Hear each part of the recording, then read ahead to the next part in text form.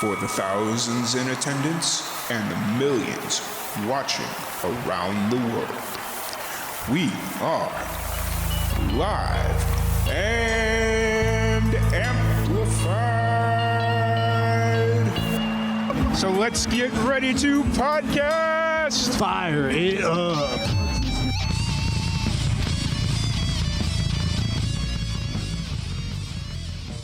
Welcome, everybody, to another live and amplified livecast. I'm your host, Tom Quiet, and we are back at it again with another amazing podcast. Today, we have a very special guest. We have Lily Grace. How's it going today, Lily? I'm wonderful. How are you, Tom? Doing wonderful. Just ready to go. You know, we had some very severe weather yesterday at work, so it kind of wrecked me. I work for a TV station, so we had like tornadoes and hail and like all this craziness. And so I was working late, and then this morning I was up at 6 a.m., but I hit my second wind and I'm like, all right, let's go. Like, let's do this. So really excited to chat with you. I've been following you on Facebook, on the social media for a while. And actually, I just realized that as I was getting ready to interview it, and I was like, or getting ready to do this interview, I was like, oh, wait, I've been following you for like 6 months or so before you started, before you signed up for the podcast. So it's so like, oh, that's really cool. So that's so cool. Look at that. Yeah. So I'm excited to, get to know more about you and learn the secret behind the success you've been having over the last while. So for everyone that's getting to meet you for the first time and getting introduced to you, what's kind of your background story? What got you into music, stuff of that nature? Yeah. So how I kind of started out was I was about 12 when I learned guitar when I was 10. And at 12, I really wanted to go and start busking. So I went to the local markets every Sunday morning. And for about 6 months, I just busked every morning and saved up all the money I could. And my goal was to buy an amplifier so I could play gigs at cafes and restaurants. And I did that, and I reached my goal, and I bought my amplifier set and then started gigging around my local town, the Gold Coast. And I was playing, 3-4 gigs a weekend and kind of worked up to bigger venues. And then over COVID, obviously there was so much spare time. I really fell in love with songwriting. And over that period, I wrote about 200 songs, just every day getting up, trying to improve my craft. And then my first single came out May 2021. 2021? Yes, 2021. And that was a duet with a guy named James Blundell, who in Australia is a very iconic Australian country artist. So that really put my name on the board with all the country music people, which was amazing. And James and I toured that song, and then following it up, released my second single in August last year. And then recently, we'll talk about it a little bit more later, my latest single, The Two of Us Meet, that came out in February. Awesome. So what first piqued your interest in busking? That seems kind of like an odd place to want to start your music career. It was really funny. I had a lot of friends who every weekend would go down and busk. And I was singing at the time, and I was like, Mom, I want to go down and do that. And she's like, okay. So I literally showed up. I had the tiny little guitar, like a little kid one, and no amplifier, just sung to everyone. And I was so shy at the time. I didn't have much confidence. So I just pretty much sat behind it with my little sheet of words because I didn't memorize my lyrics at the time. Yeah. But it was really funny. I learned a lot from that because if you smiled at people, they would stop and listen to you. So kind of like got the fundamentals of performing and stuff and connecting with an audience just from that experience. For sure. It's like just taking learning experience, even if it wasn't like the best performance, just taking away learning experiences and picking, it's so invaluable, and just kind of starting. Totally. So I definitely wasn't ready, but like, I'm glad I did it. Yeah. Oh yeah. I mean, that's the first step, is just jumping in. So do you remember the first song you performed while busking? I reckon it would have been Supermarket Flowers by Ed Sheeran. I was obsessed with that song at the time. It was so funny. That song makes me cry every time I hear it. I know. It's a beautiful one though.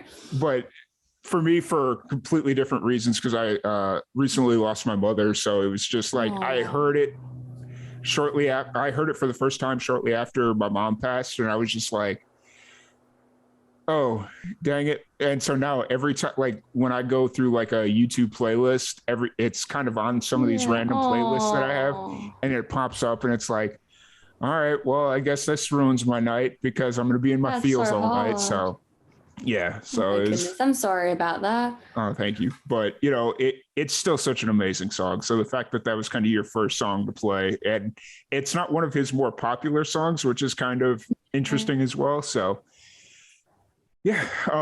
So that was your first song, and then you just started busking and saving your money to get an amplifier and start playing. I don't want to say real shows, but bigger shows or more organized shows, I guess is the best way. Yeah. How long did it take you to kind of get to that point?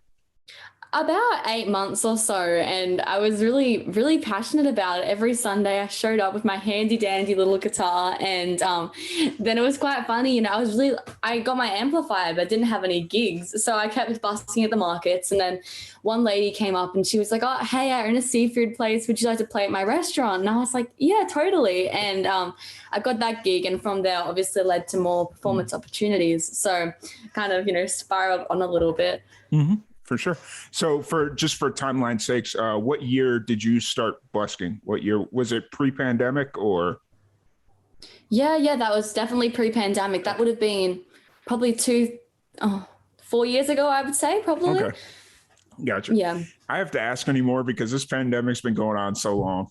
I know, right? It's crazy. Yeah. Like some people weren't musicians before the pandemic and then they just started playing, and it's like, that's got to be the bizarrest thing.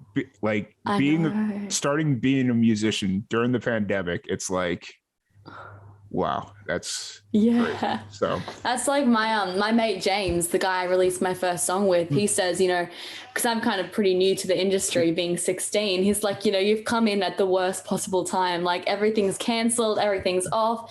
If you're liking it now, you're gonna love it when it's back to normal. So he says the worst possible time, but I think it might have been the best possible time, just because it gave you gave a lot of musicians the opportunity to really hone in on their craft, work on some other stuff outside. Because getting out to perform, playing gigs and stuff like that, that's fun and essential. But at least that first year during the pandemic, and here in the States versus Australia, it was probably a little bit different because I think you guys were in a little bit stricter lockdown, depending on what do you guys call it? States or states. Yeah. So you were in different state, depending on what state you were in.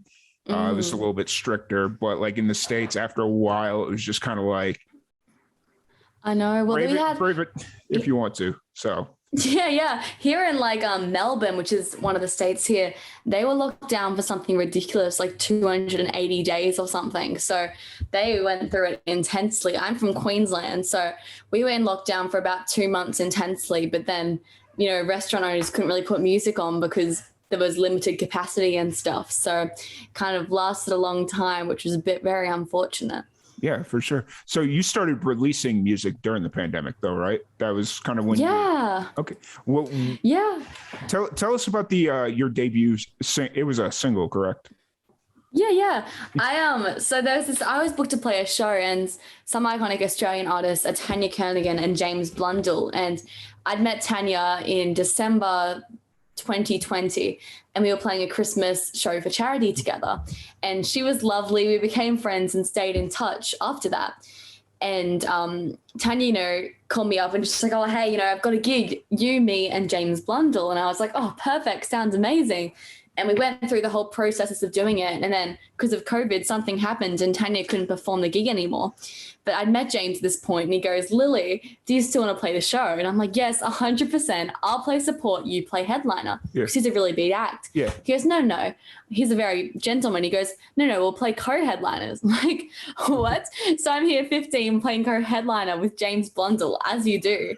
And we had a set together to fill Tanya's slot where she was meant to be performing.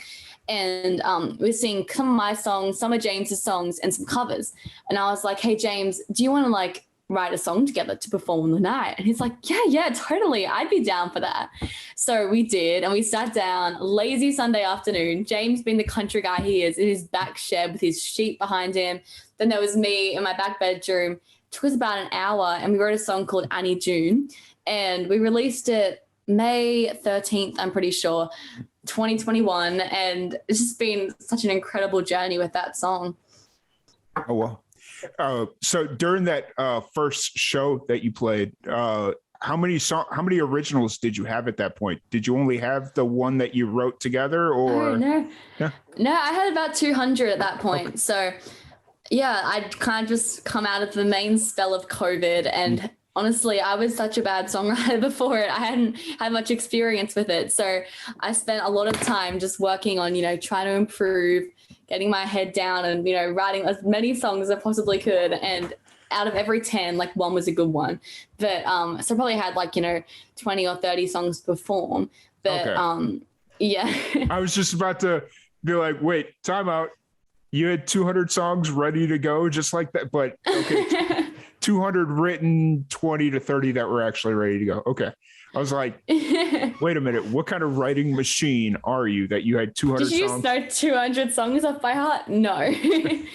That would be insane. Like the most legendary of musicians can't remember 200 songs. So it's like, well, let's have this conversation real quick. So, but no, that's really cool that you, that your first show, you kind of got that first single. What was kind of the recording process like that for that first time you went in? It was really exciting. I hadn't had much experience in a studio. I was only performing live with my guitar. And the way we kind of did things was James recorded afar at a studio because he lives a little bit away from me. And I went into the studio with, we use OK Productions, Michael and Caleb. They're amazing. And I went in, recorded my vocals, and then we pretty much sent it off to Nashville. And we get all our session players from Nashville, and they play on the tracks. So we had them all record their parts, send them back to us. How good's technology? And then I recorded another vocal take, did my harmonies. James recorded his things, and they kind of blended it all together. And it came together so well. I remember hearing it for the first time, and I honestly didn't like it the first time I heard it. I was like, I don't like it. And I don't know why. And then I refused to listen to it for a couple of days, then kind of like, oh, well, I have to listen to it again. I went back and listened to it again, and I really started to love this song. And, the songs I've released after this, I've loved the first mix I've gotten back, but that song did not like it at all. So funny how the tables have turned. Yeah, for sure. So what was the overall reception of the, the first single was Annie June, correct? Yeah. What was the overall reception of that song? Yeah, it did so well, honestly. It was quite amazing. We released the song and did lots and lots of radio interviews in Australia. The radio was so supportive of it. It was quite nice because James, has been in the game for like 40 years. So very experienced, very connected. And I was kind of getting to meet all these people, a lot of firsts for me. So it's very nostalgic when I hear that song because filmed a music video for the first time, went on the radio for the first time. It's a really, really cool things. And I got to give that all a go with that song. And it did incredibly well. On radio charts, it reached number 2 on CMT. So It got lots of airplay. It was really incredible. And it was really amazing, the response I got from it as well. Everyone was really supportive and they really loved the song, which was, I was very grateful for that. Yeah, for sure. And that was kind of your open doorway into Nashville, getting introduced to more people in Nashville. So that's got to be awesome. Have you, obviously, since the pandemic, you haven't been to Nashville yet? I've been meaning to go for a couple of years now, but this thing called COVID put a bit of a barrier on that trip. Yeah. So it's been on hold for a while, but I'm hoping, fingers crossed, if COVID holds off, to get there this year in June. So I'm keeping every finger crossed, hoping I can go because I've been wanting to go for a really long time. Awesome. Nashville is a lot of fun. I've been a couple times. It's a blast. And actually, amazing. It's kind of funny you brought that up because I've been meaning to get over to Australia, and actually we were getting ready to go in 2020. Like we were starting to make the right the moves, and then everything just kind of let loose, and I was like, "Yep, this isn't going to happen for a while. No. So let's kind of cool the jets." And I'm thinking maybe next year it might happen, but where are you going to come in Australia? Well, we have connections all over the place. So like I want to hit like the 4 major East Coast cities. So like Brisbane, Sydney, Melbourne, Adelaide, like that area right there. So like in which order we go, I don't know. We probably fly into Sydney because that seems to make the most sense. Or most of the flights go out of there. So, well, if you come to Brisbane, you can come and meet me in person. For sure. It's one of those things where it's just like, everybody keeps telling me, oh yeah, if you come here, we can hang out, like whatever it is. And it's like, I need to get there first. Like, that's the important part. Yeah. Let me get there first. And like the big thing is I want to like experience actual Australia, not like just the tourist destinations. Yeah. So it's awesome. I love it here. Yeah. And you're originally from Australia, born and raised, right? I was born in Brisbane. I live on the Gold Coast. So been here for all 16 years of my life. I love it. Awesome.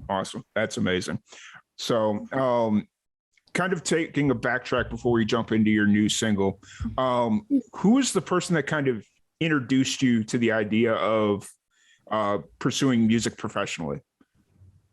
I don't think I ever started really wanting to do it professionally. I started because I loved singing. But I definitely reckon my dad's been a big part of that. And I loved it. And I started working up to more original shows. And then obviously you have to fund your releases, paying for the recording and everything.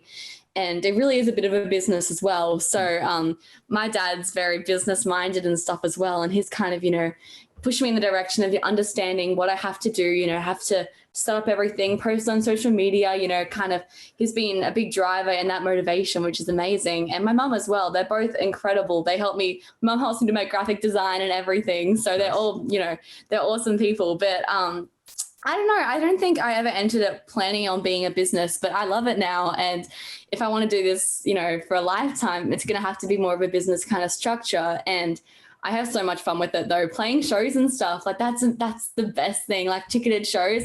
Everyone who comes is coming, excited, pumped to hear the music, which is so rewarding. So hopefully I can play more of them and kind of head down that path a bit more as well. Yeah, for sure. Have you been playing shows more this year since kind of the lockdown? It's been not as bad. Yeah. Well, I've booked in some cool festivals this year, which is exciting. So we're heading down to Tamworth in a month's time, which is the big country festival in Australia, and a couple of others that haven't been announced yet. So I can't tell you where, but it's actually, I've been a bit lucky in the way, because I'm a school student, I can't go to all the festivals and travel around as much because I'm committed to a school schedule. So as unfortunate as it is for like all the other artists, they need this for their living and stuff. For me, it's kind of been not too much of a loss being locked down because I can't actually travel anyway. I'm not really, don't feel like I'm missing out on as much. So I've got 18 months more of school to go, and then I will be, full onto music every festival, hopefully. And free to go crazy and do your thing. Yeah. Awesome. It was kind of interesting when I realized that you were 16, I was like, oh, maybe she's homeschooled. Like maybe she's on vacation, right? Or on holiday, or, on school's out. Cause you guys do the trimesters, right? You go to school year round. Is that? Yeah, pretty well. We have like 4 terms, and then we have our big break over Christmas instead of in the middle of the year, like you guys. Yeah. Okay. That makes sense. It's So I was just like, well, maybe she's on one of her breaks or something. I don't know. Maybe. But no, I'm on a lunch break. Yeah. And she definitely was not on social media during school. She was not. No, not at all. Not at all. What are we talking about? I have no idea. So, anyways, so just so to make sure you're not late to get back to school, I do want to jump into the new single. So what's the name of it? And we'll kind of take the opportunity to introduce the new single for everyone. Yeah. This new single, I'm so excited to release it. I wrote the song about 6 months ago, and I wrote with a good friend of mine, Chase Flanders, and my whole team who helped me with my production side of things, Michael and Caleb, they're the son and husband of the family, and Chase is the wife. So get on so well with them. And I wrote this song with Chase. And I'd seen a TikTok video the morning I was writing it, and it was this girl explaining her parents' relationship. She said, whenever my parents fight, they get up and slow dance. And I was like, that is the cutest thing. We have to write a song about it. And she goes, yes, 100%. And we kind of wrote a story about someone having feelings for someone who's new to town. And because they're new, they don't trust them, they doubt them because they don't know their story. But whenever they're with them, everything got better. All those doubts went away. And it's a really cute little country love song. It came out just in time for Valentine's Day. And the response has been incredible. It's been amazing. All the radio stations are getting behind it. And we hit 500,000 streams on Spotify, which is amazing in like 5 weeks, which is crazy. But what's really exciting about this one is it's my first US release. And I've never taken a song to radio in America. So we're giving it a crack with this song. And so far, it's doing really well, which is exciting. And I'm keeping my fingers crossed it keeps climbing, but we've got a long way to go with it. So I hope everyone keeps, getting on with it. You said 500,000, but I'm looking at the Spotify screen. It says 600,000. So. Oh my goodness. Sorry, I just had to do that. I was just like, let's not downplay this. Let's. Thank you. So no, that's really awesome. And the name of the song is "The Two of Us Meet." Yeah. And it's been out for a little over a month. You said right before Valentine's Day. So yeah, that math checks out. I'm not very good with numbers, so excuse me. I'm not either.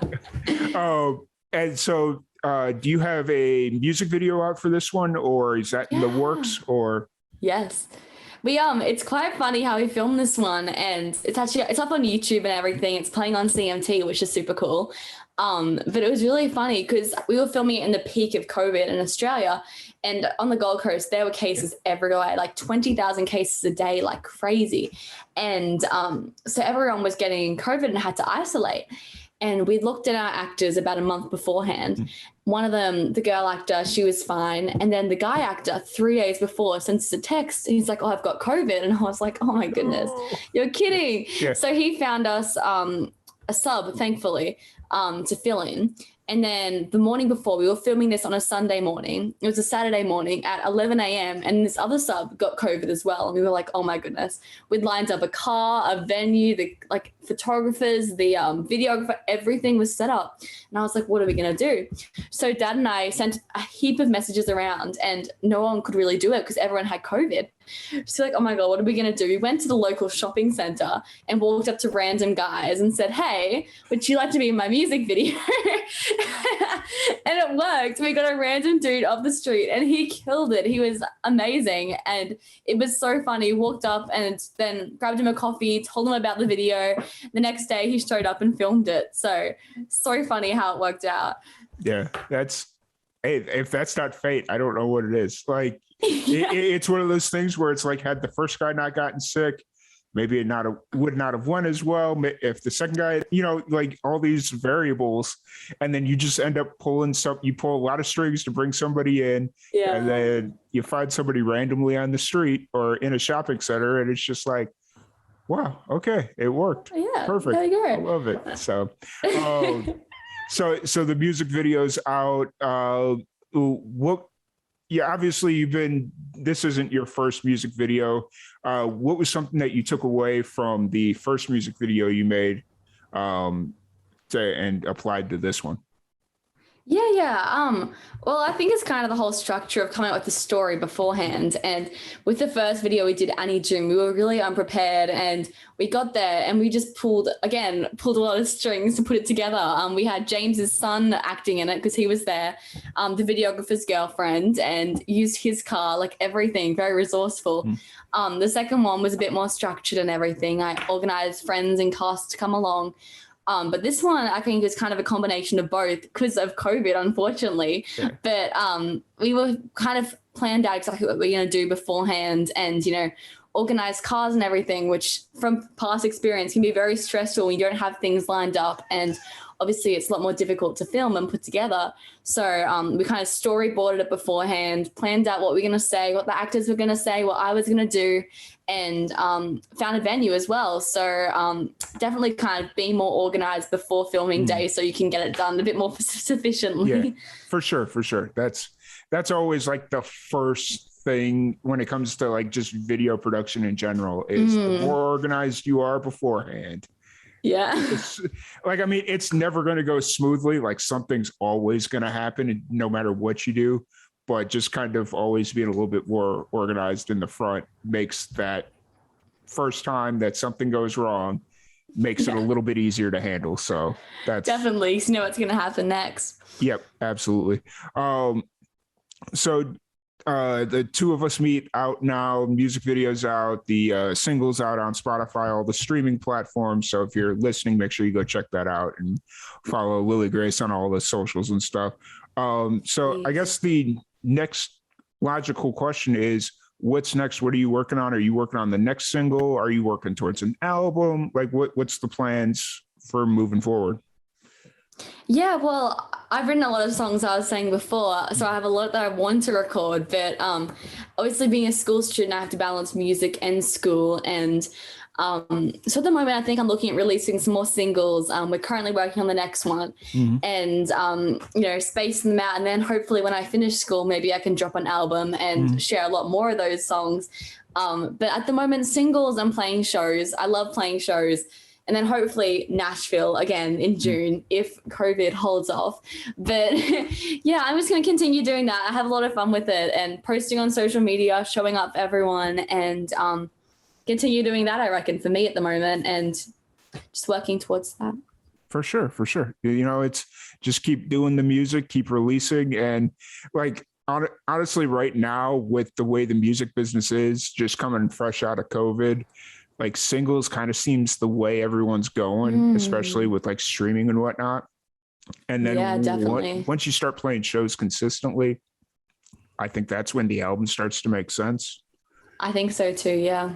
Because then you're at least playing in front of new people all the time, or in front of a different crowd, or, you know, like whatever the situation is. So, you know, I think that definitely works. So really excited to wait for the next single. Do you have an idea of what the next one's going to be, or is it just kind of, it's still really early in the planning phases? I do know which one it's going to be, but I'm not meant to tell you that. So I have to keep my mouth shut.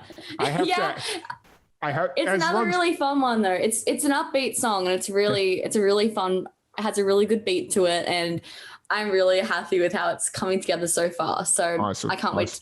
I'll send you a little sneak peek when it's finished. Awesome. Can't wait. That's awesome. No, you know, I just have to ask. And as long as they know that there's new music coming, it's always good. And considering that you released 3 singles in under a year, I guess. When did Annie June come out? Yeah, pretty well. About under a year. So the next follow-up question I have, of the 3 singles that you've released already, and I guess any of the songs that you play like kind of consistently live, what is your favorite song to play in front of a crowd? I think Annie June. I just love that song because it's so nostalgic for me. It's the first one I released. I just have so many happy memories of singing that song on tour with James. It was my first kind of ticketed shows I played, which was really exciting. So every time I play that, the memories kind of come back into me, and I love singing it. Awesome. So I don't want to keep you too much longer because I know you got to get back to school and whatnot, but I got a couple more things to run through. Yeah. Outside of music, when you're not at school and you just need to kind of take some time to decompress, stress, you know, whatever. What are some of your hobbies? What do you do to kind of decompress? Yeah. I love spending time with my friends and family. They're really important to me. So try to prioritize that as well. But I love surfing. I'm not very good at it, but I live on the Gold Coast. There's beaches everywhere. So I like that. I play a couple of sports as well. And honestly, songwriting is the major thing for me, though. I spend so much time writing songs and just, you know, putting my words onto a page and just practicing. I get a lot of joy from that for sure. Awesome. I mean, surfing, I guess, makes sense. You know, it's I wasn't expecting that answer. No. For whatever reason, Okay. I don't know why, but I guess Australia's known for surfing, though, isn't it?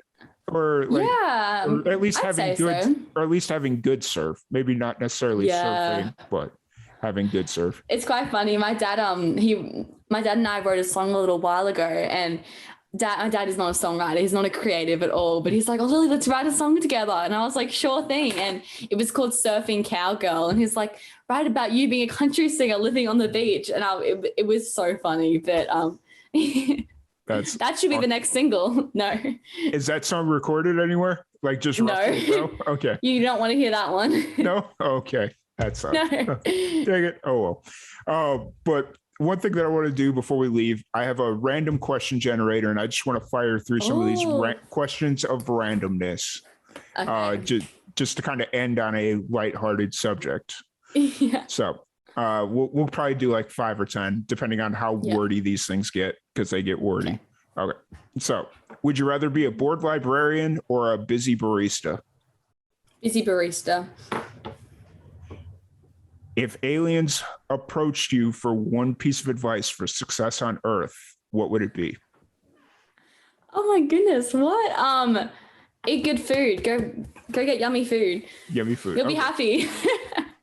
All right. Would you rather be able to control animals with your mind or control machines with your mind? Animals, that'd be so cool. You like ride on a dolphin or something. Would you rather own a skyscraper or a gym? I don't know where that Skyscraper. What's better for breakfast? Last night's leftovers or cold cereal? Last night's breakfast leftovers, 100%. I've started getting into that habit myself. It's kind of interesting. I take it for lunch. What movie would you want to turn into a real life scenario? Oh goodness, what? Home Alone. Home Alone. That'd be awesome. Imagine like watching that. Not the crooks, but like the whole scenario and his setup. Yeah. Hilarious. I mean, I feel like people have been put in that. Well, maybe not to the extent of parents forgetting. Maybe they probably don't defend themselves as well as he did. Yeah. In your opinion, what's worse for your body, red meat or processed carbs? Processed carbs. All right. So this one's going to be funny. We'll end on this one. Okay. Because I don't want to skip this question, but what advice would you give your 16-year-old self? Well, she's sitting right here. So what advice would you give yourself? Honestly, just like enjoy the journey. I work myself really hard sometimes, but like sometimes like that whole James kind of thing, it was a lot of hard work, but just prioritizing on having fun and making memories, enjoying the moment, that is so important. So definitely to keep doing that. Awesome. Absolutely. That's the perfect advice to end on. And actually, it's kind of funny that was the last kind of question. So for anybody that wants to check out your music, any upcoming shows, anything you got, where's the best place to do that? My website's got everything on it. That's Lily Grace Live, LILY gracelive.com. Or otherwise social media, I post there every day. Lily Grace Live is my tag on everything. Instagram, Facebook, whatever you're on, that's me. Awesome. And then, so like I said, I don't want to keep you so you can go back to school. What are we studying today in school? Economics and math. So a big afternoon. Oh boy, that just sounds rough. Yeah. Just math in math general. I know. It's terrible. Gotcha. But really appreciate you hanging out and chatting with us. It's been an absolute blast. Anybody that's sitting with us and wants to hang out a little bit more, I'm going to go jump over into one of my friends' channels and listen to them perform music. So I'm going to be over there. There's a link in the chat description, so feel free to jump over with me. Until next time, thank you, Lily, for joining us. Enjoy the rest of school. Study. I think economics is important. Math might be too. I don't really know. But thank you so much for having me on, Tom. I appreciate it. Yep, absolutely. And anytime you want to come back on, feel free to let me know. Or if you do make it to Nashville in June, I'll make sure I'm trying to find a trip to Nashville here at some point, because everybody keeps, all these people that I've met over COVID are like, oh, I'm coming to Nashville this summer. Okay, cool. Let me know. Big reunion. Yeah. I live about 7 hours from Nashville, so Righto. it's a little bit of a trip, but not too bad. So, Yeah. but once again, thank you so much for hanging out with us. Feel free to reach out if you want to jump back on. Thank you everybody for tuning in, and we will catch you all later.